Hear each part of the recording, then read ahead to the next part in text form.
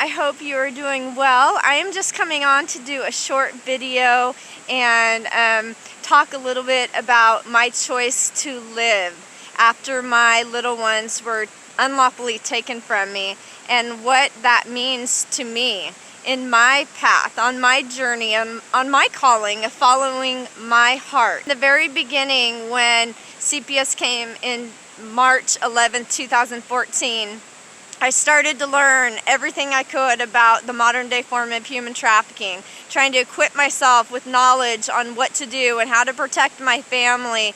And I learned about the common law. I learned about person versus being a man or a woman, all the legalese. I learned about affidavits. I learned about habeas corpuses, default judgments, all of that kind of stuff.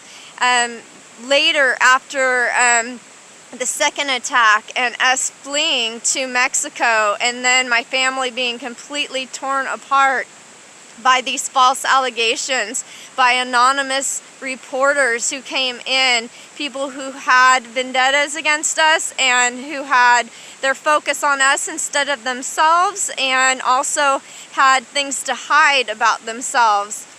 So that was actually used, right, to bring in CPS, and CPS was used to wake me up, to shake my earth, and to make me really look at the existential questions that I had sought and I was interested in Christianity, and also in my counseling program of getting my master's.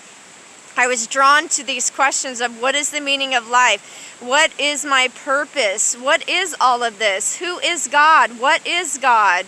And what is the bigger picture?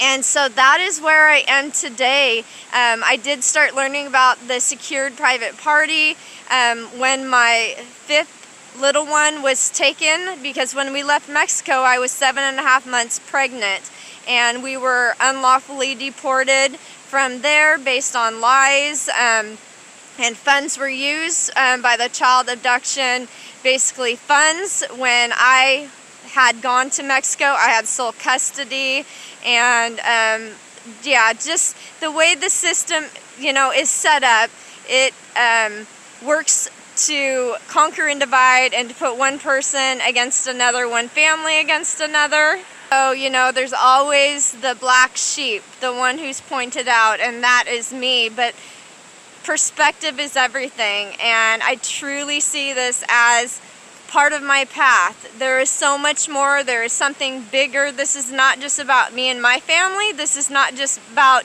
me and ending the modern day form of human trafficking or working with others to do that. This is even bigger than that. This is about evolution. This is about ascension. This is about coming here and living out our purpose, which is often related to what we're going through, our trials, our challenges, and then from there, it's about surrendering and being able to connect with all that is, and then having that wisdom, that information come to us, not from books, but from experiences and from that connection.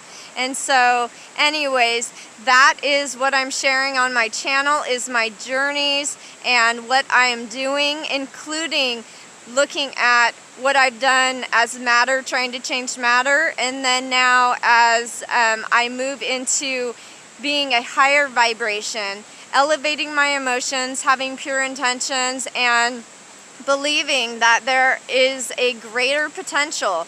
There are actually tons of potentials out there, possibilities. Nothing is impossible, and there's so much more than meets the eye. So realizing that I don't know much of anything, and I'm open and surrendering to figuring this out, is the first step. And as I dive into learning about more and more about what it is that I need to do to come into a creative state, breaking the habit of being myself, learning all the stuff having to do with survival mode, and really I learned a lot in my counseling program, but not to the extent of the consciousness that Dr. Joe Dispenza and Gregg Braden and Dr. Bruce Lipton, and then also Dr. Eric Pearl speak about, and there's so many more. So You know, I'm open to learn more, but whatever it is, I am